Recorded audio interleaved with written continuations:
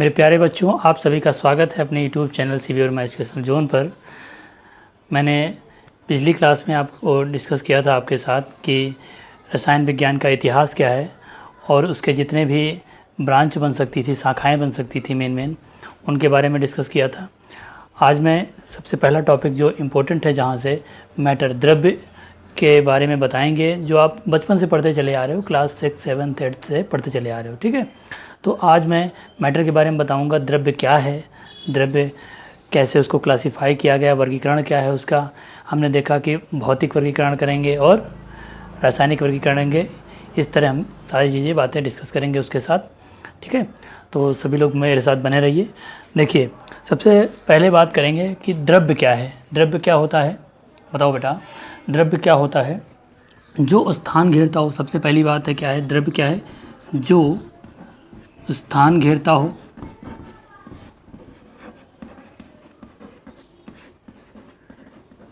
ठीक है, जिसका द्रव्यमान हो। क्या हो? जिसका द्रव्यमान हो। ठीक, हम अपनी ज्ञानेंद्रियों के द्वारा जिसे भी महसूस कर पा रहे हैं वो सारे क्या हैं? सब द्रव्य हैं। ठीक है, तो सबसे पहली बात है, द्रव्य को दो तरह से इसका वर्गीकरण किया गया। एक तो भौतिक वर्गीकरण, दूसरा रासायनिक वर्गीकरण। तो देखिए, भौतिक वर्गीकरण में आप लोग ठोस अवस्था, द्रव और गैस, तीनों अवस्थाओं को तो पढ़ ही चुके हो। ठीक है, तो देखिए, ठोस, द्रव, गैस तो पढ़ ही चुके हो, लेकिन एक प्लाज्मा और बोस आइंस्टाइन संगणित, इनका नाम तो सुना होगा, लेकिन क्या होता है आज मैं इसको भी बताऊंगा। तो देखिए, ठोस क्या होते हैं, आप सभी लोग जानते हैं ठोस क्या है। देखिए, ठोस में क्या होता है, आपको सब पता है कि आयतन और आकार इसके अंदर क्या होते हैं, बचपन से पढ़ते चले आ रहे हो। आयतन और आकार दोनों क्या हैं? निश्चित होते हैं। दोनों क्या होते हैं? निश्चित होते हैं। ठीक है, दोनों क्या हैं? निश्चित होते हैं। तो जैसे मान लो एक डस्टर ले लिया मैंने, ठीक है, तो देखो अब यहाँ पर रखा हुआ है, जितना इसने वॉल्यूम क्या हुआ, आयतन जितना घेर रखा है, इसकी लंबाई, चौड़ाई, ऊंचाई कुछ होगी, जितना आयतन यहाँ रखा है, यहाँ से उठा के दूसरी जगह रखोगे, वहाँ भी उतना ही क्रिएट करेगा। मतलब क्या होगा, उसके आकार और आयतन में कोई परिवर्तन नहीं होगा, जितना है उतना ही रहेगा। ठीक है, और क्या होता है, इनके जो अणु रहते हैं उनके बीच अंतर आणविक दूरी बहुत कम होती है। क्या होती है? अंतर आणविक जो दूरी है वो क्या होगी? बहुत कम होगी। ठीक है, अंतर आणविक दूरी बहुत कम होगी, जिससे क्या होगा, उनके बीच फोर्स ऑफ अट्रैक्शन बहुत अच्छा रहेगा, मतलब आकर्षण बल अच्छा रहेगा, और आपस में क्या होंगे, अच्छे से जुड़े रहेंगे।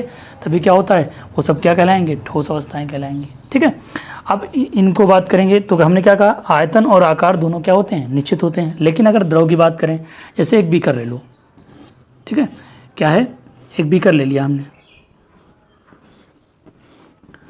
ठीक, अब इसमें मान लीजिए 50 ml क्या भरा हुआ है, 50 ml वाटर भरा हुआ है। क्या है? 50 ml जल है इसके अंदर। अब इसको हमने क्या किया, एक बड़ी सी मेजरिंग सिलेंडर लाया, जिसमें हम मेजर करते हैं कि 50 ml लेना है, 20 ml लेना है, इनको सब मापते हैं। तो उसके अंदर हमने देखा ये मेजरिंग सिलेंडर ऐसा होता है कुछ, है ना, उसमें ये स्टैंड टाइप में बना होता है, और यहाँ पर उस पर मार्क लगे होते हैं 50 ml। अब क्या किया, पहले ये कैसा था, बीकर के आकार का था, अब हमने क्या किया, इसमें फिल कर दिया, तो अब कैसा हो गया, मेजरिंग सिलेंडर जैसा हो गया। ठीक है, ऐसा हो गया।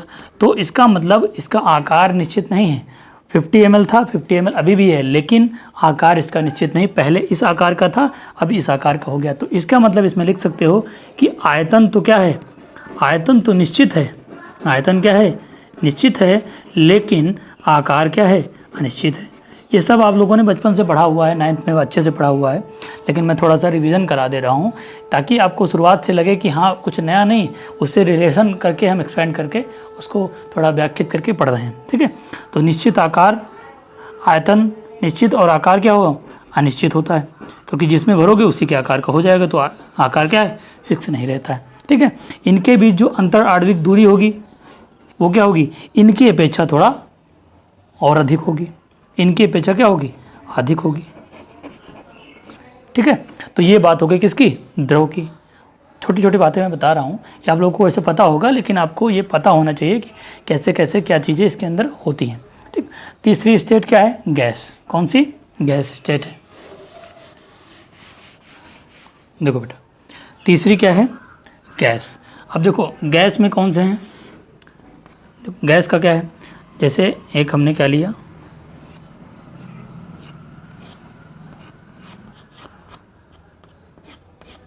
वॉल्यूमेट्रिक फ्लास्क लिया, कौन सा, आयतनिक विश्लेषण वाला एक फ्लास्क लिया, ठीक। उसके ऊपर मैंने क्या किया, इसके अंदर गैस भरी हुई है और ऊपर काक लगा दिया ताकि बंद रहे, क्योंकि जब जिसमें पहले भरी रही होगी उसका उसने आकार भी ग्रहण किया होगा और उतना ही आयतन ग्रहण किया होगा। जब इसने भरा तो पूरा इसका आयतन ग्रहण कर लिया, यानी कि इसके अंदर क्या है, आयतन और आकार दोनों निश्चित नहीं है, आयतन और आकार दोनों निश्चित नहीं है, दोनों क्या हैं, निश्चित नहीं है।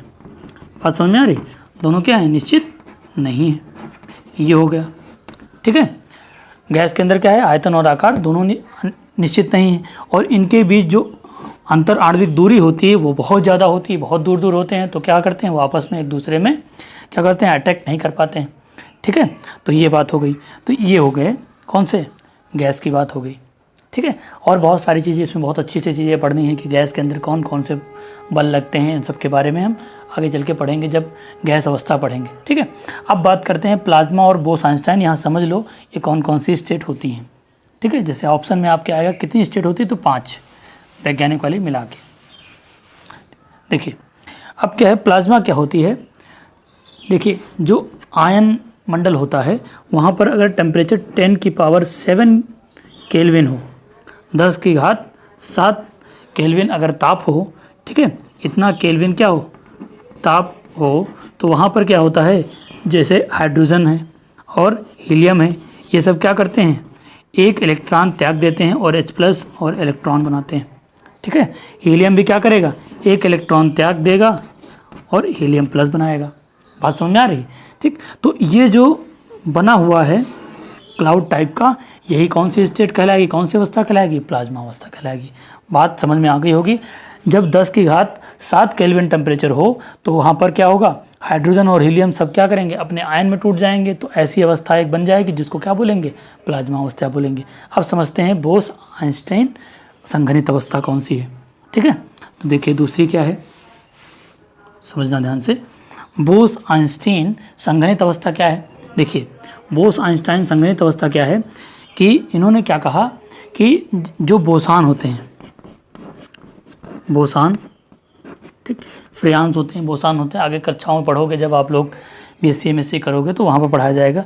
तो बोसान को तनु गैस, तनु मतलब डाइल्यूट है ना, तनु गैस के क्या करें, इसको जो है, जो तनु गैस होती है, अगर इसमें देखें, इसको कितने टेम्परेचर पे वेरी कराएं, यहाँ 0 केल्विन या फिर लिख सकते हो कितना, -273.15, ठीक है, 273.15 डिग्री सेंटीग्रेड, ठीक। इस ताप की ओर अगर ले जाएं, इस गैस को इस ताप की ओर ले जाएं तो ठीक है, तो उस समय जो स्टेट मिलेगी वो क्या कहलाएगी, बोस-आइंस्टाइन संघनित अवस्था, ठीक है। ये बोस एक साइंटिस्ट थे, उन्होंने ये चीज़ें डिस्कवरी की थी। तो जैसे आजकल बहुत सारी रिसर्च चल रही है अनुसंधान वगैरह में, देखिए एक हीलियम एक 1 बनाया गया और हीलियम 2, ठीक। तो जो कॉपर होता है, आपको पता है कॉपर का तार बनता है, ठीक है, और सबसे ज़्यादा क्या होती है, उसी का चालकत्व होता है, उसी को हम क्या करते हैं, उसी का उपयोग करते हैं, ठीक। अब देखिए कॉपर की जो चालकत्व है सबसे ज़्यादा होती है, वैसे सबसे ज़्यादा सिल्वर की होती है, लेकिन क्या वो बहुत महंगा है चांदी, तो क्या करेंगे, यूज़ करते हैं कॉपर का, ठीक। अब देखिए कॉपर की जो कंडक्टिविटी है या चालकत्व है, हीलियम की जो अगर बना दें इसका तार तो क्या होगी, इसकी 800 गुना ज़्यादा होगी, कितनी, 800 गुना ज़्यादा होगी, किससे, कॉपर से। तो इसका मतलब है कि हीलियम का अगर तार यूज़ कर लिया जाए तो जो बहुत बड़े बड़े खंभे लग रहे हैं, ठीक, उनकी ज़रूरत नहीं पड़ेगी। तो इसका मतलब क्या है, छोटे से पतले से तार में आप बहुत हाई वोल्टेज धारा प्रवाहित कर सकते हो, ठीक है। तो इसका मतलब क्या है कि अगर हीलियम सेकेंड यूज़ किया जाएगा तो क्या होगा, कॉपर वायर की इतनी ज़्यादा ज़रूरत नहीं पड़ेगी। लेकिन होता क्या है, ये कितने डिग्री टेम्परेचर पे बनेगा, ये सॉलिडिफाई कब होगा, ठोस अवस्था में जाएगा कैसे, जब इसको ले जाएंगे लगभग 1.5 केल्विन के आसपास, और जो कुछ बुक हैं तो उसमें दिया 1.37 केल्विन, ठीक है। तो एग्जैक्ट लगभग आप मानो 1.5 केल्विन के आसपास, तो इतना ले जाना टेम्परेचर इतनी जल्दी संभव नहीं है, ठीक है। बहुत ज़्यादा प्रेशर आपको देना पड़ेगा, ठीक है। तो इतना टेम्परेचर अगर वेरीफाई हो पाए, आपको संभव आप किसी ऐसा यंत्र बना लें कि उससे इतना टेम्परेचर आप बना पा रहे हो, तो इसका मतलब क्या है, वो क्या हो जाएगी, उसकी चालकत्व तो 800 गुना ज़्यादा हो जाएगी। तो आप समझ सकते हो कि जहाँ पर बड़ा सा खंभा लगा वो 800 गुना छोटा लगाना पड़ेगा, तार भी उससे 800 गुना पतला हो जाएगा। तो ये सब चीज़ें हो गई। तो ये होती है ऐसी अवस्था जहाँ पर मिलती है, उसको क्या बोलते हैं, इस टेम्परेचर के आसपास, उसको क्या बोलेंगे, बोस-आइंस्टाइन संघनित अवस्था।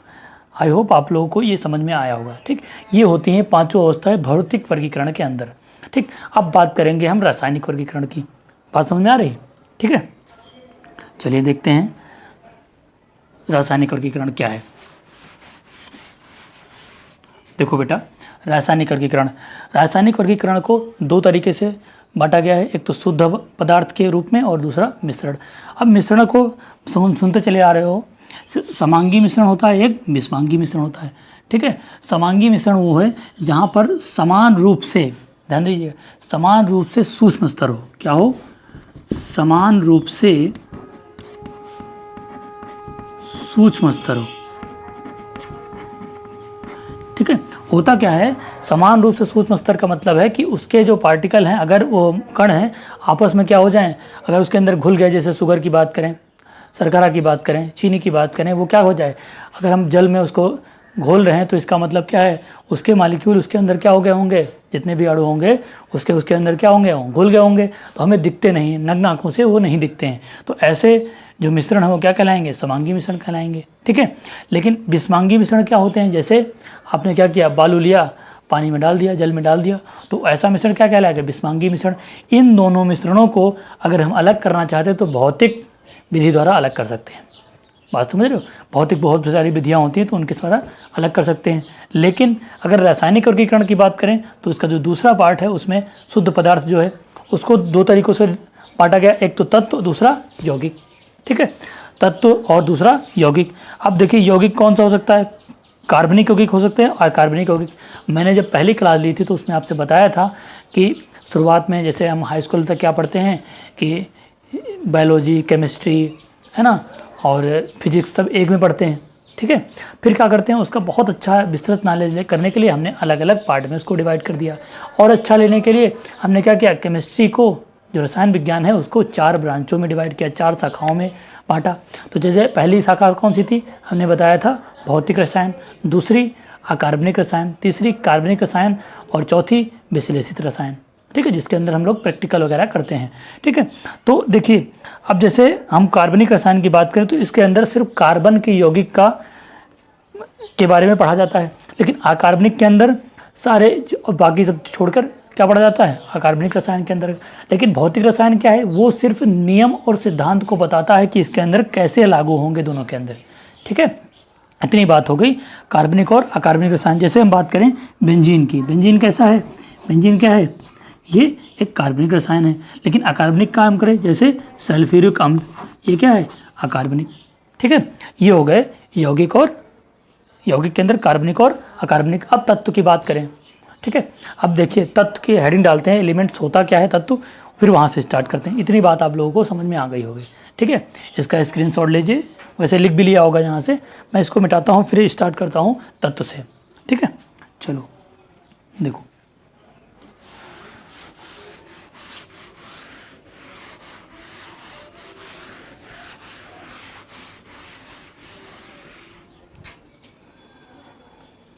देखो बेटा,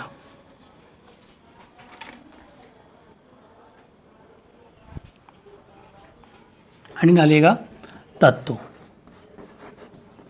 जैसे इंग्लिश में क्या कहते हैं, एलिमेंट्स, ठीक। देखो बेटा, इंग्लिश मीडियम की मैंने अलग क्लास डाली है, सब कुछ यही पढ़ाया गया है, और हिंदी मीडियम की क्लास अलग, ताकि जो भी जिसका जो भी मीडियम है उसको कोई प्रॉब्लम ना हो कि हाँ इसमें यहाँ पर इंग्लिश में लिखाया जाता है, हमें हिंदी में प्रॉब्लम है, ठीक है। जिसको जो मीडियम ज़रूरत है, हर मीडियम की क्लास अलग अलग प्लेलिस्ट बनी हुई यूट्यूब पर, आप उसको देख लीजिएगा, ठीक है।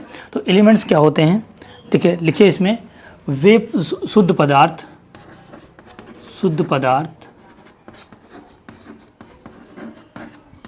शुद्ध पदार्थ नोट कर लीजिए कायदे से, जिन्हें रासायनिक परिवर्तन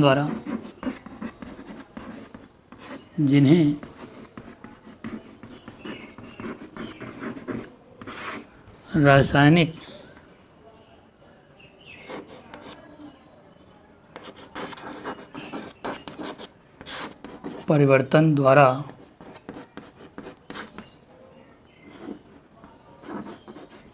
सरल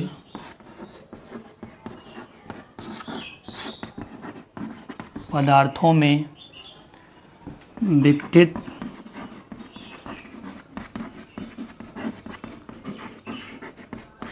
नहीं किया जा सकता। नहीं तो ये क्या कहलाएंगे, सारे तत्व कहलाएंगे। ठीक, ये डेफिनेशन हो गई। ठीक, तो आपको सिर्फ जानना है कि एलिमेंट होता क्या है। अब बहुत सारे हम एलिमेंट की बात करेंगे कि कौन कौन सा उनके लैटिन की बात होती है, लैटिन नेम लिखते हैं, किसी का नाम कुछ होता है, लिखते कुछ और हैं। ठीक है, तो उन सब के बारे में हम यहाँ 8, 10, 20, 10, 15 कंपाउंड के एलिमेंट की बात करेंगे, तो उनका नाम वगैरह नोट कर लेना है आपको। ठीक है, जिन्हें सरल पदार्थों में विघटित नहीं किया जा सकता है वो सब क्या कहलाएंगे, तत्व कहलाएंगे। ठीक है, चलिए देखिए,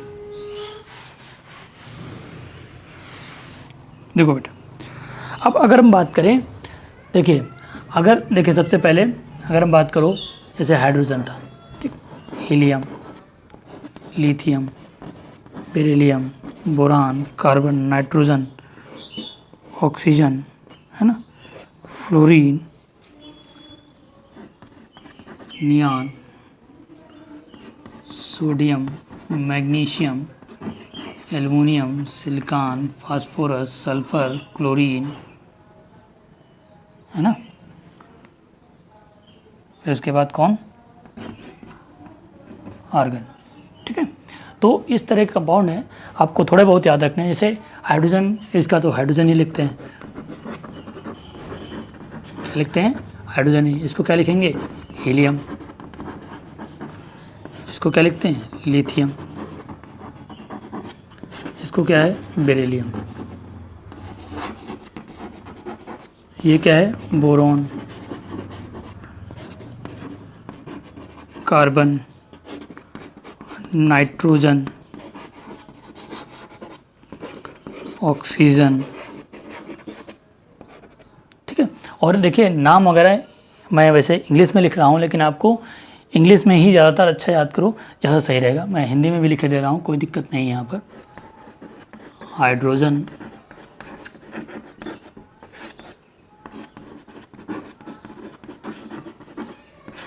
helium, lithium, beryllium, boron, carbon, nitrogen,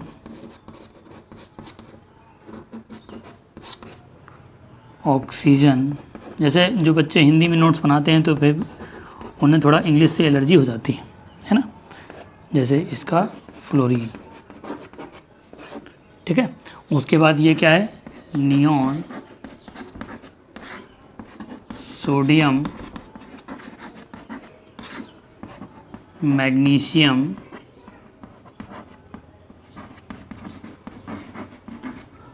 अब जैसे देखो, जैसे हमने इसका नाम लिखा सोडियम, अब देखो Na से स्टार्ट हुआ लिखा, लेकिन सोडियम, तो ये अपने लैटिन नाम से लिखा हुआ है। कौन से, लैटिन नेम इसका क्या होगा, लैटिन नेम क्या है, नेट्रियम। क्या है, नेट्रियम। क्या है, नेट्रियम। तो यहीं से ये Na वर्ड लिया गया है। ठीक है, तो मैग्नीशियम हो गया, फिर एल्यूमिनियम हो गया,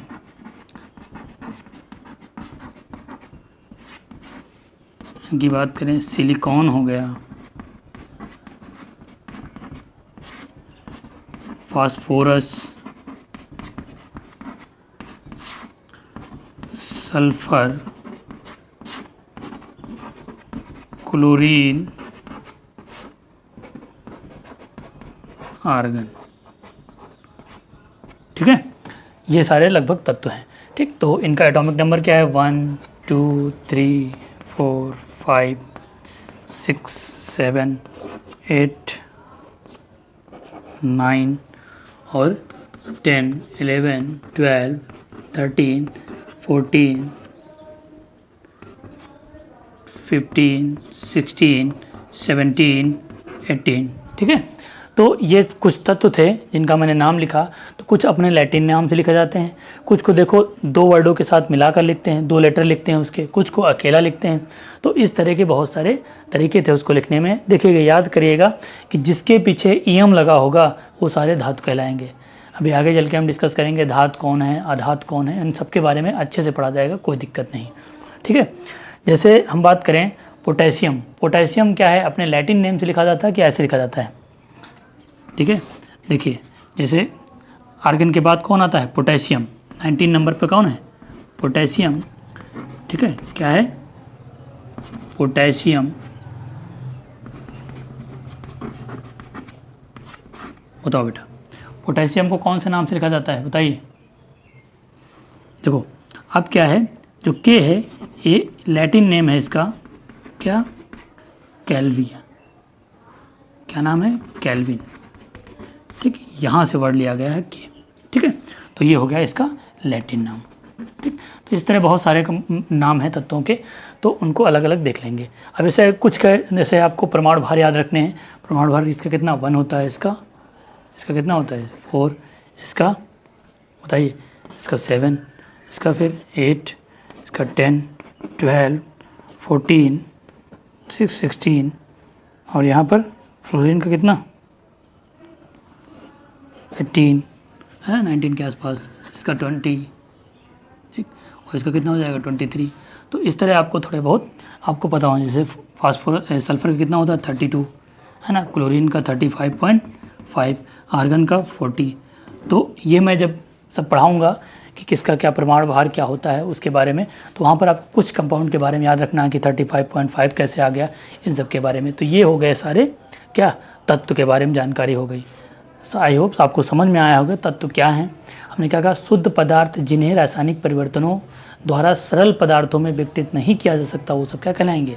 तत्व कहलाएंगे। ठीक है, तो उसमें मैंने कुछ तत्वों के बारे में बताया कि कुछ लैटिन नाम से लिखे जाते हैं, कुछ 2 लेटर से लिखे जाते हैं जिसके अंदर 2 अक्षर होते हैं, कुछ अकेले अक्षर के साथ लिखे जाते हैं। ठीक है, तो इसको आप स्क्रीनशॉट ले लो, नोट कर लो। ठीक है, फिर दूसरी बात करते हैं कि सबसे पहले अणु क्या होता है, इनके बारे में डिस्कस करेंगे। ठीक बेटा, चलो देखो,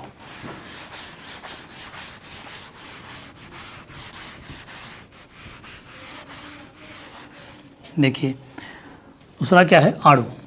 किसकी बात करें? अणु की। एक होता है अणु, दूसरा क्या है? यौगिक। जैसे हम आपसे पूछें कि HCl क्या है, यौगिक है कि अणु है? बताइए, HCl क्या है, यौगिक है कि अणु है? तो ध्यान दीजिएगा, अणु और यौगिक में दोनों में अंतर क्या है? अणु वो होते हैं जो 2 या 2 से अधिक परमाणुओं को एक सरल अनुपात में मिलाया जाए, वो अणु कहलाते हैं। लेकिन अणु वो होंगे जिनमें सभी तत्व क्या हों? समान हो। ठीक है, याद रखिएगा, समान तत्वों में क्या होता है? अणु कहलाता है। लेकिन यौगिक में क्या हो जाए? डिफरेंट दोनों। जैसे हम बात करें Cl2, H2, N2, O2, ये सब क्या है? अणु हैं। ठीक है, लेकिन अगर HCl की बात करेंगे तो ये क्या हो जाएगा? यौगिक। ठीक, तो इसमें लिख लो 2 या 2 से अधिक, क्या लिखोगे? 2 या 2 से अधिक परमाणुओं के एक समूह को लिख लीजिए। 2 या 2 से अधिक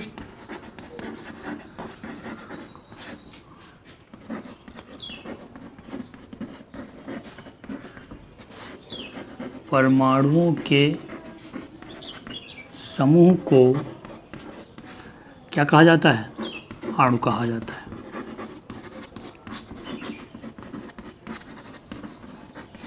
ठीक है, देखिए सभी परमाणु समान होने चाहिए। कैसे समान होने चाहिए? जैसे क्या है? Cl2, H2, N2, O2, ये सब क्या है? अणु हैं। सब क्या हैं? अणु हैं आदि, है ना। क्या हो गया, उदाहरण की बात कर दी। ठीक है, अब चलो यौगिक की बात करते हैं। यौगिक क्या होंगे, जब विभिन्न तत्वों के, अब इसमें क्या हो गया, जब विभिन्न तत्वों के दो या दो से अधिक परमाणु अलग अलग अनुपात में, क्या कहा मैंने, जब विभिन्न तत्वों के दो या दो से अधिक परमाणु अलग अलग अनुपात में संबंधित होते हैं या आपस में कंबाइन होते हैं, मिलते हैं, तो वो सब क्या कहलाते हैं, यौगिक कहलाते हैं। तो क्या लिखोगे, जब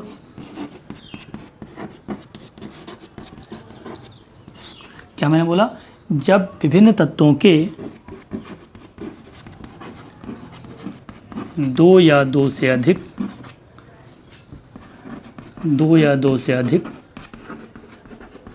परमाणु, मैंने क्या बोला, दो या दो से अधिक परमाणु अलग अलग अनुपात में संयुग्मित होते हैं या फिर मिलते हैं, यौगिक कहलाते हैं। क्या कहलाते हैं, यौगिक कहलाते है ना। जैसे हम HCl की बात कर लें, हाइड्रोक्लोरिक एसिड, 6CO2 की बात कर लें, H2O की बात कर लें, है ना, HNO3 की बात कर लें, H2SO4 की बात कर लें, ये सब क्या है, यौगिक है। क्या है, यौगिक है। ठीक है, हमेशा कोई भी कंपाउंड लिखो, सबका नाम लिखना जरूरी है। इसका नाम क्या है बेटा, क्या नाम है, हाइड्रोक्लोरिक एसिड। क्या नाम है, हाइड्रोक्लोरिक अम्ल। ये क्या है, कार्बन डाइऑक्साइड। ठीक है, क्या है, कार्बन डाइऑक्साइड, जो क्या कहलाती है, शुष्क बर्फ की कहलाती है। क्या है, जब इसे सॉलिड कर दिया जाता है, ठोस अवस्था में पड़ जाता है, यह क्या कहलाती है, शुष्क बर्फ। ये क्या है, वाटर है। ठीक है, जल का फार्मूला है ना। ठीक है, अब इसमें वाटर में देखिए, जल में, अब जब ये अगर आइस है तो उसका आइस, सॉलिड, लिक्विड, गैस सबके अलग अलग है। ठीक है, तो इनकी स्टेट होती है, वाटर का हो गया। ये क्या है, नाइट्रिक एसिड। क्या है, नाइट्रिक अम्ल। ये क्या है, सल्फ्यूरिक अम्ल या तेजाब, है ना, ऐसे कहते हो, सल्फ्यूरिक अम्ल, अम्लों का राजा है भी, बैटरी ऑयल भी कहते हैं इसे। तो ये सारे क्या हैं, यौगिक हैं। बात समझ में आ गई होगी।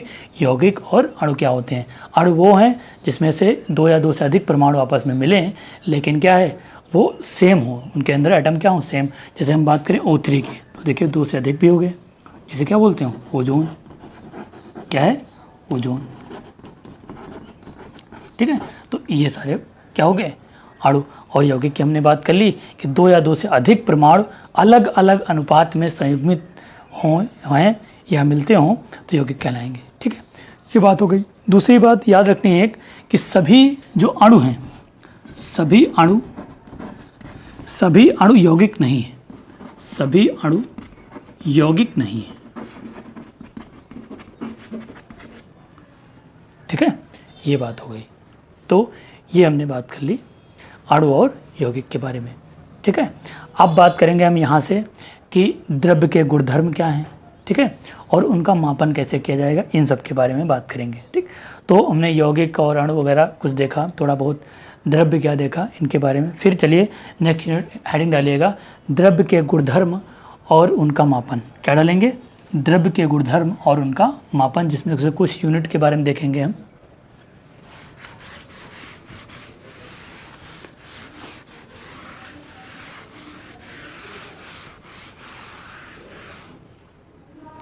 हेडिंग डालिए,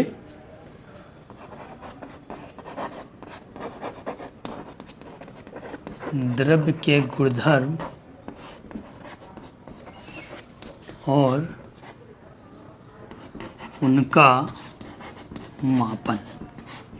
ठीक है, तो इसमें कुछ यूनिट होंगी, जैसे हम अगर लंबाई की बात करें, ठीक है, तो उसके लिए हम रास के लिए प्रतीक क्या यूज़ करते हैं, स्मॉल एल यूज़ करते हैं। ठीक है, अगर हम बात करेंगे कि उसकी एसआई पद्धति में यूनिट क्या है, तो मीटर है, ठीक है, और यूनिट का एसआई यूनिट का सिंबल क्या है, स्मॉल एम है। तो उस तरह आपको 3 4 6 7 हैं, कुछ है 5, तो उनको नोट कर लेना है। तो सबसे पहली बात है कि सबसे पहले क्या है, सबसे पहली बात करेंगे लंबाई की। लंबाई के लिए क्या यूज़ करते हैं, क्या यूज़ करते हैं लंबाई के लिए, एल। क्या यूज़ करेंगे, एल, और यूनिट क्या होती है, मीटर, और यूज़ क्या करते हैं, स्मॉल एम, ठीक है, ये हो जाएगा, ठीक है। दूसरी बात करो, अगर हम बात करें समय की, ठीक है, समय के लिए क्या यूज होता है, टी, ठीक है, और मेजर किस में करते हैं, सेकंड में, और यूनिट के अंदर क्या यूज होता है, स्मॉल एस, ठीक है। और तीसरी बात करें अगर, ठीक, ऊष्मागतिक ताप की, सिर्फ ताप की बात करें, ऊष्मागतिक ताप, ताप को किससे यूज करते हैं, बताओ यहाँ पर, ताप को किससे यूज करते हैं, टी से, ठीक। और यहाँ पर क्या हो जाएगा, केल्विन, क्या केल्विन में नापते हैं ना, तो क्या हो जाएगा, केल्विन, और यूज़ क्या करेंगे, कैपिटल के, ठीक है। उसके बाद फोर्थ नंबर, अब और बताओ फोर्थ नंबर क्या हो जाएगा, अगर हम बात करें कि विद्युत धारा की, किसकी, विद्युत धारा की बात करें, किसकी, विद्युत धारा की, तो विद्युत धारा को किससे लिखते हैं, आई से, ठीक है, इसमें से बहुत यूज करते हैं, स्मॉल आई आंतरिक धारा के लिए, कैपिटल आई वाय धारा के लिए, ठीक। तो ये क्या हो गया, विद्युत धारा, इसको किस में यूज करते हैं, एम्पियर में नापते हैं, ठीक है, सिंबल क्या है इसका, ए, ठीक है। और कौन से हैं आपके, अगर हम बात करें पदार्थ की मात्रा की, नंबर ऑफ मोल जिसको लिखा जाता है, पदार्थ की मात्रा को, ठीक, इसको किस में लिखते हैं, स्मॉल एन में, ठीक, और होते क्या है, मोल, ठीक, और वहाँ भी क्या लिखते हैं, मोल होता है, और लिखते भी क्या है, मोल लिखते हैं। अगर इंग्लिश में देखोगे, ठीक है, तो ये होता है मोल, यहाँ पर ई लगा रहता है, उसमें ई नहीं लगा रहता है, ठीक है, ये हो जाएगा। अब एक और आपकी बची 6 नंबर, जिसको क्या कहते हैं, ज्योति तीव्रता, क्या कहेंगे, ज्योति तीव्रता, ठीक है, क्या होता है, ज्योति तीव्रता, जिसे क्या लिख सकते हैं, IV से लिखते हैं, और ये क्या होता है, कैंडेला, और कैंडेला इसकी यूनिट हो गई, और इसे CD सिंबल हो गया, ठीक है। तो ये आपकी हो गई यूनिट, ठीक है। तो हमने किसकी किसकी बात की, लंबाई की, समय की, ताप की, विद्युत धारा की, पदार्थ की मात्रा की, और ज्योति तीव्रता की, ठीक है। और कुछ बच गया, हाँ एक और लिख लो, 7 नंबर जो यही लिखना था हमें, मास के बारे में, द्रव्यमान के बारे में ना, द्रव्यमान तो छूट ही गया, ठीक है। द्रव्यमान को किससे लिखते हैं, यहाँ पर M से लिखते हैं, और क्या है, किलोग्राम में लिखा जाता है, किलोग्राम में, और यूज़ क्या करते हैं, kg, है ना, क्या यूज़ करते हैं, kg, ठीक। तो ये आपको यूनिट नोट कर लेनी है, कौन कौन सी हैं, द्रव्य के गुणधर्म और उनका मापन, ठीक। फिर हम एक एक को डिस्कस करेंगे कि द्रव्यमान और भार क्या होता है, ठीक है, आयतन क्या होता है, घनत्व क्या होता है, ताप क्या होता है, ठीक। फिर उसके बाद और आगे बात करेंगे 1-2 टॉपिक, फिर उसके बाद इसको वाइंड अप करेंगे। नेक्स्ट टॉपिक में आपका आएगा लॉज ऑफ कॉम्बिनेशन, रासायनिक के संरक्षण नियम जो भी हैं उनको, संयोजन के नियम, जो रासायनिक संयोजन के नियम हैं उनकी बात करेंगे। तो इसको नोट कर लो फटाफट, चलिए ठीक है, नोट करिए फटाफट। देखिए अब नेक्स्ट है आपका, इसमें सबसे पहले हेडिंग जो है क्या देखनी है, द्रव्यमान और भार के बारे में। दोनों अलग अलग होते हैं, द्रव्यमान भार। किसके बारे में देखना है, द्रव्यमान और भार के बारे में। सबसे पहले किसकी बात करेंगे, द्रव्यमान और भार के बारे में, ठीक है बेटा। अब देखो द्रव्यमान क्या है, जो एक्चुअल वेट उसका होता है, एक्चुअल जो भी द्रव्यमान है वो कहा जाएगा, लेकिन ये किस पे डिपेंड करता है, ग्रेविटी पे या गुरुत्वाकर्षण बल पे, गुरुत्व पे काम करता है, ठीक है। जैसे किसी का अगर भार की बात करें तो पृथ्वी पर कुछ और होगा, चंद्रमा पर कुछ और होगा। जैसे वहाँ पर जी कितना लगता है पृथ्वी पे, 9.8 मीटर पर सेकंड स्क्वायर जो भी है ना, 9.8 लगता है। लेकिन अगर चंद्रमा पे बात करें तो क्या लगता है उसका, G/6 पार्ट लगता है, ठीक है। तो वहाँ पर क्या हो जाएगा, भार उससे कम हो जाएगा। तो वो चीज़ें हम यहाँ पर देख लेंगे कि क्या क्या चीज़ें होंगी। तो दोनों चीज़ें अलग हैं, ये गुरुत्वाकर्षण के एस्पेक्ट में बात करते हैं और इसको ऐसे ही बात करते हैं। ठीक है। सॉरी, ठीक है। दूसरी क्या बात करेंगे, अगर वॉल्यूम की बात करें, आयतन की बात करें, किसकी, आयतन की बात करें, तो आयतन क्या होता है, आयतन क्या होता है, पदार्थ द्वारा घेरे गए स्थान को क्या कहते हैं, आयतन कहते हैं। लिख लो जाए, पदार्थ द्वारा घेरे गए,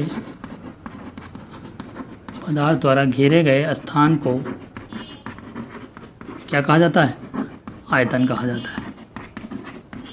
क्या कहते हैं, आयतन कहते हैं। पदार्थ द्वारा घेरे गए स्थान को आयतन कहते हैं। ठीक है, जैसे इसमें कुछ यूनिट याद रखना। यूनिट क्या होती है इसका, यूनिट हमेशा क्या लिखते हैं, जो भी आपको दी हुई है लेंथ जो दी होगी उसका क्यूब लिखेंगे। क्या लिखेंगे, लेंथ का क्यूब लिखेंगे। मतलब इसका मात्रक क्या हो जाएगा, जो भी आपकी लंबाई दी है ना, उसका क्या हो जाएगा, क्यूब हो जाएगा। ठीक, कुछ आपको यूनिट याद रखनी है। जैसे हमें पता है 1 डेसीमीटर, ठीक, बराबर कितना होता है, 10 सेंटीमीटर होता है। ठीक, डेसीमीटर हो गया और ये 10 सेंटीमीटर हो गया। अगर हम क्या करें, दोनों तरफ क्यूब कर दें, दोनों तरफ क्या करें, उसका घात 3 से डिवाइड कर दें, मल्टीप्लाई कर दें, तो क्या हो जाएगा, जैसे हमने क्या कहा 1 decimetre into 1 decimetre into 1 decimetre. ठीक है, 3 बार इसको मल्टीप्लाई कर दिया। इधर भी क्या कर दिया, 10 सेंटीमीटर गुणे 10 सेंटीमीटर गुणे 10 सेंटीमीटर। ठीक, तीनों तरफ क्या कर दिया, उसका घातांक 3 कर दिया। ठीक है, तो क्या हो जाएगा, यहाँ 1 डेसीमीटर क्या आ जाएगा, क्यूब आ जाएगा, घात 3 आ जाएगा, यहाँ क्या हो जाएगा 1000 सेंटीमीटर क्यूब। ठीक, और ये आपको याद रखना है कि 1 डेसीमीटर क्यूब जो होता है वो 1 लीटर के बराबर होता है। किसके, 1 लीटर के बराबर होता है। ठीक है, और 1 लीटर किसके बराबर होता है, 1000 ml के बराबर होता है। और अभी आपने देखा 1 डेसीमीटर क्यूब किसके बराबर है, 1000 सेंटीमीटर क्यूब के बराबर है। तो यानी कि 1 सेंटीमीटर क्यूब बराबर 1000 कट जाएगा तो 1 ml आ जाएगा। तो यानी कि 1 सेंटीमीटर क्यूब बराबर क्या होता है, 1 ml होता है। तो ये आपको थोड़ा बहुत यूनिट याद रखनी है, ये बहुत काम आएगा आपका। 1 डेसीमीटर को सेंटीमीटर में कैसे चेंज करेंगे, ये सब बातें आपको याद रखनी है। ठीक, अब कुछ कन्वर्जन में आपको और लिखा देता हूँ कि माइक्रो, डेका, ये सब क्या होते हैं। ठीक, इनको नोट कर लो सबसे पहले। देखिए,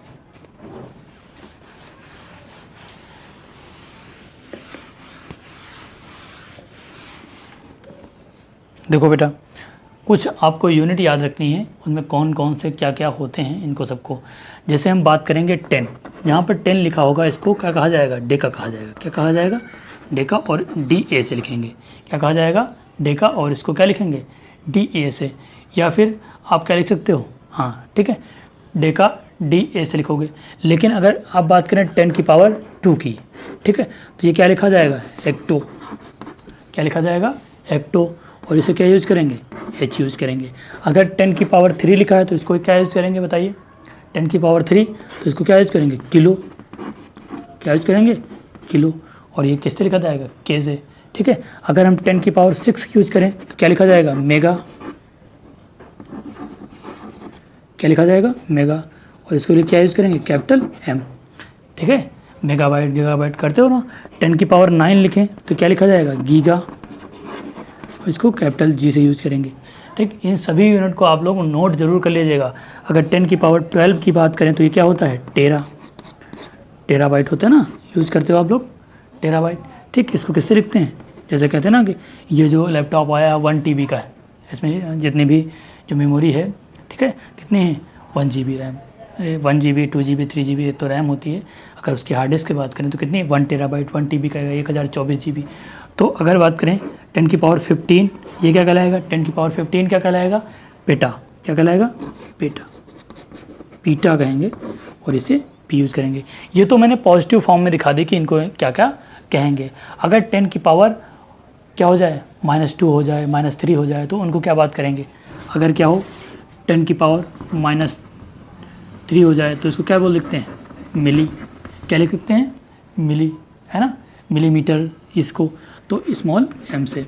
ठीक है, अगर 10 की पावर आपके क्या हो जाए 6 माइनस में, तो इसको क्या लिखते हैं, माइक्रो। क्या लिखते हैं, माइक्रो, इसको म्यू से यूज़ करते हैं। ठीक है, अगर 10 की पावर क्या हो जाए -9, तो इसको क्या यूज़ करते हैं, बताइए, नैनो। क्या यूज़ करते हैं, नैनो, इसको स्मॉल n से। ठीक है, अगर 10 की पावर क्या यूज़ करें, -12, तो इसको क्या यूज़ करेंगे, पिको, है ना, पिकोमीटर। ठीक, नैनो, माइक्रो, नैनो, पिकोमीटर, ठीक है। अगर 10 की पावर 15 हो जाए तो क्या होता है, -15, तो ये होता है फेम2, ठीक। इसे एफ से यूज करते हैं। थोड़ी बहुत आपको यूनिट ये याद रखनी है कि कौन सा क्या होता है, ठीक। जैसे 10 की पावर, अगर हम आपसे कहें कि 1 मीटर में 10 की पावर, अगर मिलीमीटर की बात करें तो कितने हो जाएंगे, 10 की पावर 3 मिलीमीटर, ठीक है। अगर एंगस्ट्राम की बात करें तो 10 की पावर 10 एंगस्ट्राम होता है, ठीक। अगर हम क्या बात करें, इसकी बात करें माइक्रोमीटर की, तो कितना, 10 की पावर 6 माइक्रोमीटर हो गया। अगर हम इसकी बात करें तो 10 की पावर 9 नैनोमीटर हो गया। इसकी बात करें तो 10 की पावर 12 पिकोमीटर हो गया। अगर इसकी बात करें तो 10 की पावर 15 फेमटोमीटर हो गया, ठीक है। तो ये सब यूनिट हैं, आपको थोड़ा बहुत ये याद रखनी है कि कौन कौन सी यूनिट, ये फिजिक्स में भी आप बहुत इंपॉर्टेंट है और यहाँ पर भी, ठीक। तो इनको नोट कर लो, नोट कर लीजिए। फिर बताते हैं कि घनत्व क्या होता है, डेंसिटी क्या होती है। देखो बेटा,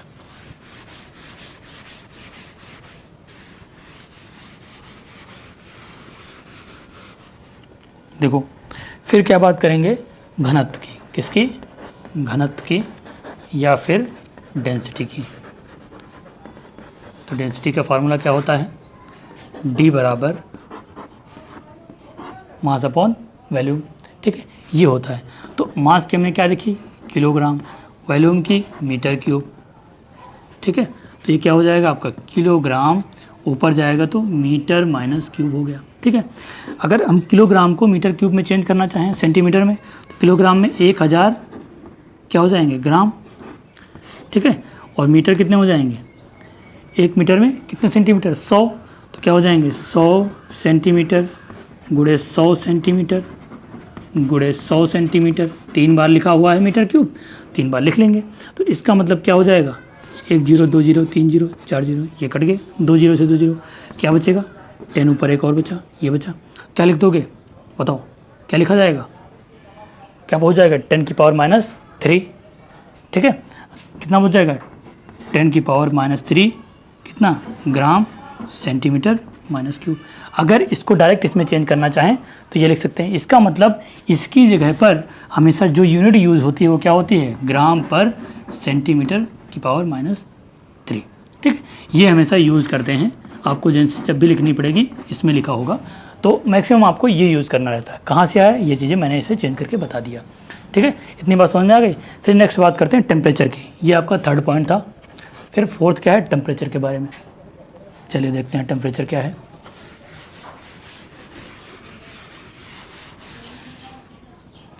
देखो बेटा, नेक्स्ट क्या है आपका 4th नंबर। 4th नंबर क्या है, ताप या फिर टेम्परेचर की बात करें, क्या है, ताप या फिर टेम्परेचर की बात करें। अब देखो इसमें आपको 4 तरीक़ों से इसे मेजरमेंट किया जाता है। तो डिग्री सेंटीग्रेड में, ठीक है, डिग्री फ़ारेनहाइट में, ठीक है, केल्विन में, और एक रैंकिन भी होता है। क्या होता है, रैंकिन, ठीक है। लेकिन इसका इतना यूज नहीं है, लेकिन इन चीज़ों को आपको समझना है, ठीक है। जो थर्मामीटर होता है हमारे पास, जिससे बुखार और कहना नापा जाता है ना, फीवर अगर देखते हैं तो वो क्या होती है, उसकी जो लिमिट होती है 32 डिग्री फ़ारेनहाइट से कितनी, 212 डिग्री फ़ारेनहाइट तक होती है। जो भी हमको कोई चीज़, अगर कोई और चीज़ें हमें मेजरमेंट करनी पड़ती है तो उनके लिए थर्मामीटर दूसरा आता है, ठीक है। उसका जो ताप मापने का तरीका होता है उसमें मेजरमेंट और हाई होंगे, ठीक। तो देखिए, अगर आपको केल्विन को डिग्री सेंटीग्रेड में चेंज करना है तो क्या करेंगे, डिग्री सेंटीग्रेड की जो वैल्यू है उसको लिखेंगे 273.15, ठीक है। देखिए ये एग्जैक्ट वैल्यू होती है। अगर 273 भी है तो ये वो क्या है, अबाउट में आप मान सकते हो, लेकिन एग्जैक्ट वैल्यू आपकी ये है कि अगर केल्विन को डिग्री सेंटीग्रेड में चेंज करना है तो ये चीज़ें करेंगे। जैसे हमको मान लीजिए दिया है कि 35 डिग्री सेंटीग्रेड, फॉर एग्जांपल क्या दिया है, 35 डिग्री सेंटीग्रेड को आपको केल्विन में चेंज करना है तो क्या लिखेंगे, केल्विन बराबर डिग्री सेंटीग्रेड प्लस 273.15, ठीक है। तो डिग्री कितना दिया है, 35, कितना 35 प्लस 273.15, इसको जोड़ देंगे तो कितना आ जाएगा, 538.15 पहले से था, तो 7 3 10 और 2 1 3, 308 केल्विन आ जाएगा, ठीक है। आई बात समझ में। तो इस तरह आप एक दूसरे में चेंज कर सकते हो, ठीक है। जैसे आपको दूसरा क्वेश्चन हम बता देते हैं, जैसे ये तो हो गया पहला, ठीक। दूसरा क्वेश्चन अगर आपको कहे कि आपको केल्विन दिया हो, जैसे आपको दिया है 298.15 केल्विन को आपको चेंज करना है डिग्री सेंटीग्रेड पे, तो क्या लिख दोगे? देखिए यहाँ पर केल्विन की जगह क्या लिखोगे? 298.15 केल्विन हो जाएगा, और यहाँ पर क्या डिग्री सेंटीग्रेड आपको निकालना है, ये क्या हो जाएगा? 273.15, ठीक है। इसको इधर भेज दोगे तो क्या हो जाएगा? डिग्री सेंटीग्रेड में क्या आ जाएगा? ये इधर घटाओगे 298 से 298.15 माइनस 273.15, ये कितना आ जाएगा? 15 से 15 0, और यहाँ कितना 8 में 3 का 5 और 9 टू 25 डिग्री सेंटीग्रेड, कितना आ जाएगा? 25 डिग्री सेंटीग्रेड। मतलब अगर इतना केल्विन टेम्परेचर है तो डिग्री में कन्वर्ट करोगे तो इतना आ जाएगा। बात समझ में आ गई? तो ये एक दूसरे में चेंज करने के तरीके थे, ठीक है। अब फ़ारेनहाइट अगर डिग्री सेंटीग्रेड में दिया होता तो क्या करते? देखो तीसरा, इसको नोट कर लेना, ठीक है। देखो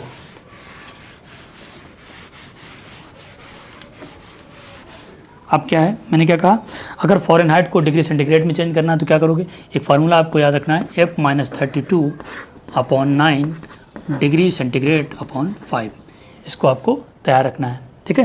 क्या है? Degree Fahrenheit F-32 degree centigrade upon 5 9, ठीक है।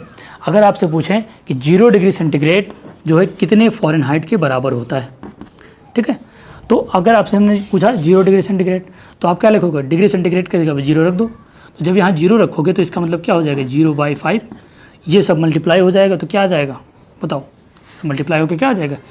ये सब 0/5 0 आ गया, तो ये उधर जाएगा, ये भी 0 हो जाएगा, तो डिग्री फ़ारेनहाइट कितना आ गया? 32 डिग्री, कितना आ जाएगा? अगर हम बात करोगे 0 डिग्री सेंटीग्रेड जो होता है वो बराबर होता है 32 डिग्री फ़ारेनहाइट के। कहाँ से आया? इस वाले फार्मूले से, ठीक है। और जो एक और बात याद रखोगे एंट्रेंस एग्ज़ाम के लिए बहुत इंपॉर्टेंट है कि जो -40 डिग्री सेंटीग्रेड होता है, इस डिग्री सेंटीग्रेड पर जो फ़ारेनहाइट और डिग्री सेंटीग्रेड की जो स्केल होती है दोनों सेम होती हैं। क्या होती हैं? -40 डिग्री सेंटीग्रेड पर degree centigrade and degree Fahrenheit की स्केल क्या होंगी? सेम होंगी। क्या होंगी? सेम होंगी, ठीक है। इनको बात याद रखना है। और क्या है? 4 डिग्री सेंटीग्रेड पर जो वाटर होता है, क्या होता है? वाटर होता है, जल होता है, इसका क्या है? ये मैक्सिमम डेंसिटी पर होता है, मतलब अधिकतम घनत्व होता है इसका। कितने -+4 डिग्री सेंटीग्रेड पर, ठीक। अधिकतम घनत्व इतने पर सबसे ज़्यादा घनत्व होगा, ठीक। उसके बाद फिर कटने लगेगा, हाइड्रोजन बॉन्डिंग वगैरह, हाइड्रोजन आबंधन हो जाएगा, तो उनकी हम बाद में बात करेंगे। तो ये आपको थोड़ा सा याद रखना है जनरल नॉलेज के लिए, ठीक। फिर उसके बाद 3 चीज़ें और आती हैं। एक तो पहला है, अगर बात करें, इसको नोट कर लो फिर देखते हैं आगे, ओके। देखो बेटा, अब अगर बात करें हम किसकी, 3 चीज़ें हैं आपको याद रखना है। एक तो होता है STP, ठीक है, दूसरा होता है आपका NTP, और एक होता है SATP, ठीक है। STP NTP तो आपने सुना होगा, लेकिन हो सकता है SATP ना सुना, ठीक है। Standard temperature pressure, full form भी लिख लो, स्टैंडर्ड टेम्परेचर प्रेशर, हिंदी में मैं लिखा दे रहा हूँ मानक ताप दाब, ठीक है। इसका क्या हो जाएगा? सामान्य ताप दाब, ठीक है। और इसका देख लो स्टैंडर्ड एम्बिएंट, ठीक है। क्या हो जाएगा? स्टैंडर्ड एम्बिएंट, ठीक है, स्टैंडर्ड एम्बिएंट टेम्परेचर प्रेशर, ठीक, ये हो जाएगा। अब देखिए इनमें क्या क्या टेम्परेचर क्या होगा, कैसे यूज़ करेंगे। देखिए इसमें क्या होता है, 0 डिग्री सेंटीग्रेड यूज़ करते हैं टेम्परेचर, ठीक, कितना? 0 डिग्री सेंटीग्रेड, इसका मतलब क्या हो जाएगा? 273.15 किसके बराबर? केल्विन के बराबर, ठीक है। यहाँ पर कितना यूज़ करते हैं? 20 डिग्री सेंटीग्रेड यूज़ करते हैं, कितना? 20 डिग्री, तो इसमें जोड़ दोगे वही वाले फार्मूले से, तो कितना आ जाएगा? 93.15 केल्विन। और इसमें कितना यूज करते हैं 25 डिग्री सेंटीग्रेड, कितना 25 डिग्री सेंटीग्रेड 298.15 केल्विन। ये आपका आ जाएगा टेम्परेचर 25 डिग्री सेंटीग्रेड के आसपास। ठीक, तो तीनों में क्या यूज़ करते हैं STP, NTP और SATP में, ये तीनों आपके सामने मेजरमेंट हैं, इनको आपको याद रखना है। ठीक है, जैसे बात करते हैं ना STP पर जो भी गैसेज होते हैं उनका जो वैल्यूम है 22.4 लीटर होता है। ये आपको जब मूल कॉन्सेप्ट को और डिटेल में पढ़ाएंगे तो वहाँ पर बताएंगे। ठीक है, फिर लास्ट टॉपिक है जो आज का, उसको नोट कर लीजिएगा, साइंटिफिक नोटेशन या वैज्ञानिक संकेतन क्या होता है, इनके बारे में देखते हैं। ठीक, इसको नोट करिए।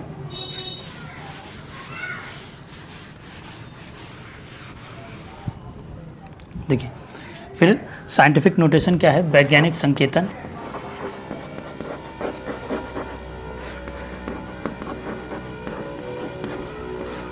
अगर हम इनकी बात करें वैज्ञानिक संकेतन की, तो देखिए साइंटिफिक नोटेशन इसे कहते हैं।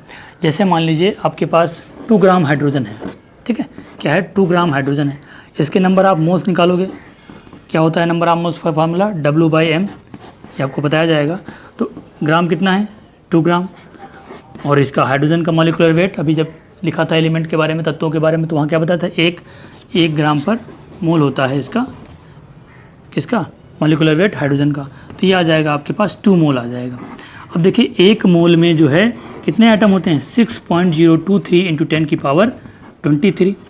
ठीक है, क्या हो जाएंगे इसके हाइड्रोजन एटम, अगर बात करें क्या हो जाएगा हाइड्रोजन एटम, हाइड्रोजन परमाणु हो जाएंगे।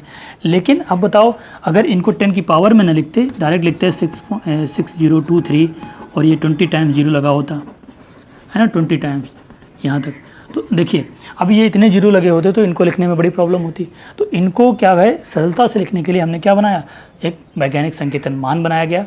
जैसे आपको किसी को भी लिखने हैं, जैसे 10,000 लिखना है तो उसको क्या लिखोगे 1 × 10 की पावर क्या 4। ठीक है, तो इस तरह आप लिख सकते हो। तो आप बना सकते हो कि n × 10 की पावर n। ठीक, ये जो n है ये वेरी करेगा 1 to 10 तक। ठीक है, तो ये संकेतन मान है कुछ, इनको आपको थोड़ा बहुत याद रखना है। जैसे हम बात करें कि आपके पास एक लिखा हुआ है एग्जाम्पल के तौर पर कि जैसे 37850000। ठीक है, ये लिखा हुआ है, तो इसका मान क्या होगा वैज्ञानिक संकेतन 3.785 और कितनी 3 4 7 10 की पावर कितना 7। ये क्या हो गया वैज्ञानिक संकेतन मान हो गया। ठीक, तो इस तरह आपको ये चीज़ें याद रखनी है। बात समझ रहे हो। अब कुछ होता है लिस्ट काउंट या अल्पतमांक वाले में कि कौन सा ज़्यादा बेटर लिखना रहेगा लगभग के बराबर। अगर मान लीजिए 1.9 लिखा है, ठीक, तो इसको लगभग आप 2 लिख सकते हो। ठीक है, 2.0 लिख सकते हो। अगर हम बात करें किसकी 1.11 लिखा हुआ है तो इसको आप लगभग 1.0 लिख सकते हो। ठीक है, तो ये हो गया। अब जैसे आपको क्या एवरेज में लिखना है कि हाँ लगभग बराबर कितना हो जाएगा। ठीक, जैसे 1.3 लिखा हुआ है तो कितना लिख सकते हो 1 लिख सकते हो। तो इस तरह आपको याद रखना है कि जब भी 1.5 हो जाए तो इसको लगभग 2 के बराबर लिखेंगे। ठीक, अगर 0.5 से कम है 5 के बाद हो तो उसके बाद वाला 5 तक, उसके बाद देखा जाएगा। ठीक, अगर यहाँ पर 5 दिया है तो उसकी नेक्स्ट वैल्यू यहाँ पर बढ़ जाएगी। लेकिन अगर यहाँ पर क्या है, यहाँ पर 5 से कम दिया है 1.4 वगैरह दिया है तो क्या लगभग 1 के बराबर ही लिखा जाएगा। ठीक, 6 7 8 9 2 के अराउंड चले जाएगा। 5 तक क्या होगा इधर वाली वैल्यू में 1 बढ़ जाएगा। ठीक है, तो ये हो गया आपका साइंटिफिक नोटेशन जो मैंने आज इतना पढ़ा दिया आपको। ठीक है, तो देखिए अभी तक मैंने जो पहले चैप्टर में पहले लेक्चर में मैंने आपको क्या बताया कि वहाँ पर मैंने हिस्ट्री वगैरह स्टार्ट की थी कि उसके कौन कौन से ब्रांच है। शुरुआत से पढ़िए। ठीक है, जो भी आपके सिलेबस में दिया हुआ है मैं पूरा कराऊंगा। ठीक है, जब आपका चैप्टर हो जाएगा तो मैं इंपॉर्टेंट भी दिखाऊंगा समरी कौन कौन सी ज़्यादा आपके लिए इम्पोर्टेंट है। ठीक है, तो इस तरह आपको सारी नोट्स बनाते रहना है, अच्छे से पढ़ना है। कोई प्रॉब्लम आती है कमेंट करिए, सजेशन दीजिए कि यहाँ पर ये प्रॉब्लम है, ये मुझे और अच्छे से समझना है इस चीज़ को। ठीक है, और सभी बोर्ड एग्ज़ाम के लिए ये इम्पोर्टेंट है, जितने भी हमारे एंट्रेंस एग्ज़ाम होंगे उनके सब के लिए। तो मैं सबका एक साथ देख रहा हूँ कि कौन कौन सा सिलेबस क्या है, तो मैं सब सिलेबस को एक साथ लेकर चलूँगा, जिसमें से आपके जो जो इम्पोर्टेंट है टॉपिक उसको नोट कर लेना है। ठीक है, ओके, जय हिंद जय भारत।